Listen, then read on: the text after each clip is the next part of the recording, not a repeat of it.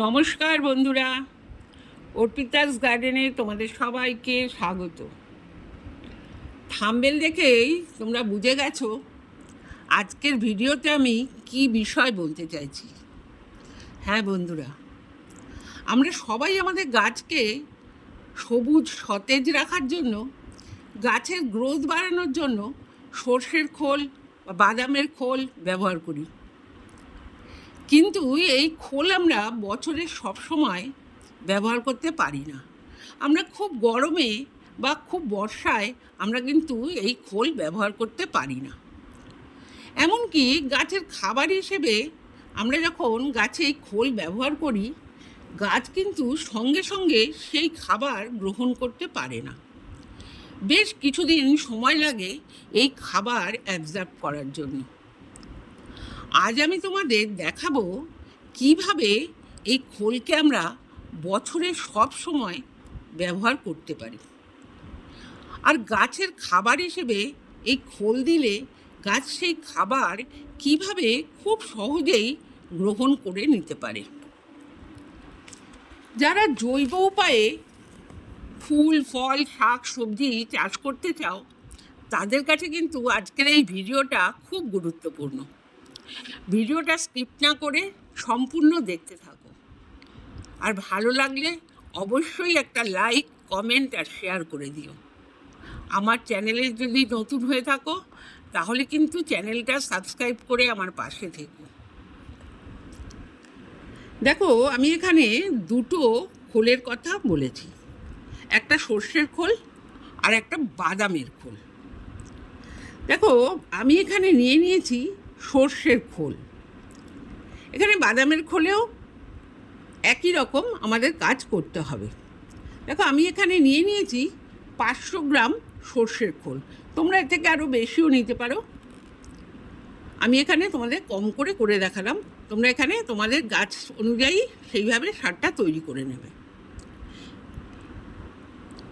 এই সর্ষের খোলের তোমরা কেকও ব্যবহার করতে পারো, কিন্তু সেক্ষেত্রে তোমাদের কেকগুলোকে মিক্সিতে ভালো করে গুঁড়ো করে নিতে হবে। এবার আসি আসল কথায়। এই সর্ষের খোল হোক বা বাদামের খোল হোক, যে কোনো খোলকেই কিন্তু আমরা দুরকমভাবে শক্তিশালী সারে পরিণত করতে পারি। দেখো, আমি প্রথমে কিভাবে করব সেটা আগে তোমাদের সাথে শেয়ার করছি। দেখো, এইটাকে সারে পরিণত, শক্তিশালী একটা সারে করার জন্য আমরা নিম পাতা নিয়ে নেব। এই নিম পাতা নেওয়ার পর আমরা একটা মিক্সির সাহায্যে এই নিম পাতাগুলোকে গুঁড়ো করে নেব। দেখো, এখানে আমি নিম পাতাগুলোকে মিক্সির জারে নিয়ে ভালো করে গুঁড়ো করে নেব।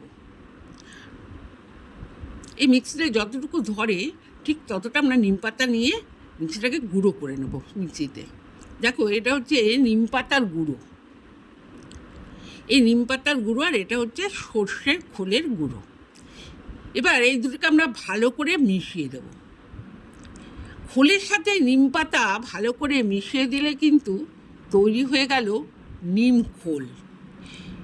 এই নিম খোল বাজারের কেনা যে কোনো নিম খোলের থেকে কিন্তু অনেক বেশি শক্তিশালী। এই নিম খোল গাছে ব্যবহার করলে আমাদের গাছের টবে কোনো রকম ছত্রাক বা কীটপতঙ্গের আক্রমণ কিন্তু হবে না।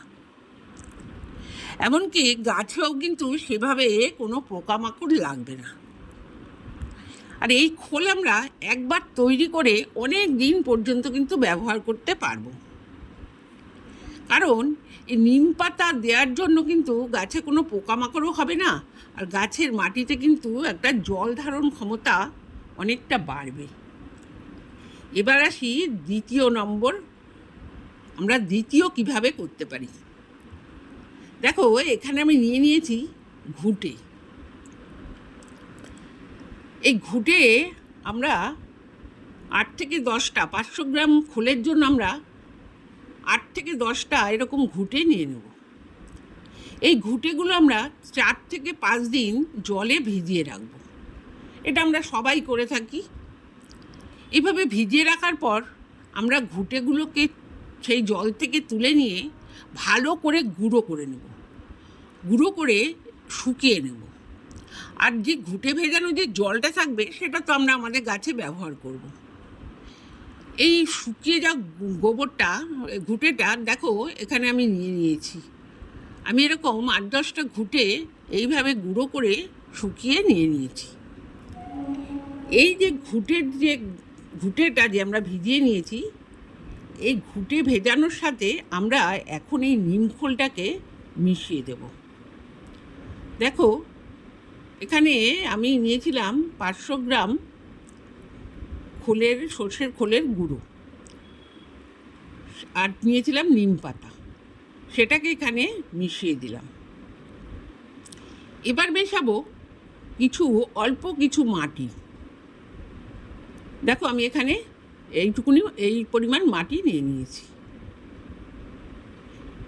এবার এই 3টে উপকরণ একটু মিশিয়ে নিয়ে এর মধ্যে দেব, দেখো একটু মিশিয়ে নিয়ে আমরা দেব কোনো ফাঙ্গিসাইড। যার কাছে যেরকম ফাঙ্গিসাইড আছে আমরা একটা ফাঙ্গিসাইড দিয়ে দেবো।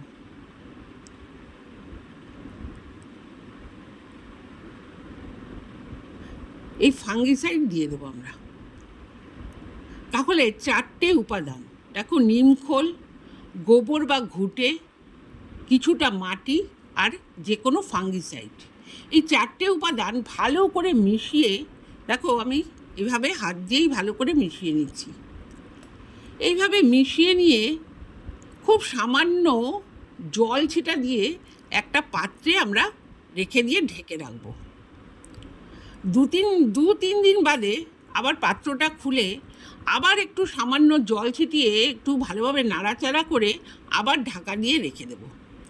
এইভাবে আমরা 25 থেকে 30 দিন এই সারটাকে আমরা রেখে দেব। তারপর 30 দিন পর কিন্তু আমরা এই সারটা গাছে ব্যবহার করব। আমরা যখন এই সারটা আমাদের টবের মাটিতে ব্যবহার করব, তখন কিন্তু টবের মাটির সাথে সারটাকে ভালো করে মিশিয়ে নিতে হবে। আর যখন আমরা এই সার গাছে প্রয়োগ করব, তখন আমাদের যে টবের মাটি তাতে জল দিয়ে নিতে হবে, অর্থাৎ ভিজিয়ে নিতে হবে। কারণ শুকনো টবে যদি আমরা এই সার ব্যবহার করি, তাহলে কিন্তু সেইভাবে আমরা এই গাছ থেকে, এই সারের থেকে কোনো ফল পাবো না। দেখো এই সারটা আমরা শীত, গ্রীষ্ম, বর্ষা সব সময় ব্যবহার করতে পারবো। আর খুব তাড়াতাড়ি গাছ এই সার থেকে পুষ্টিগুণ সংগ্রহ করতে পারবে। গাছে কোনো রকম ফাঙ্গাস বা পোকামাকড়ের আক্রমণ হবে না। এই সারটা কিন্তু আমাদের কাছে খুব একটা উপযোগী সার তৈরি হবে। তোমরাও কিন্তু এইভাবে এই সার তৈরি করে তোমাদের গাছে ব্যবহার করতে পারো। আমার ভিডিওটা আজকে এই পর্যন্তই। তোমরা সবাই ভালো থেকো, সুস্থ থেকো।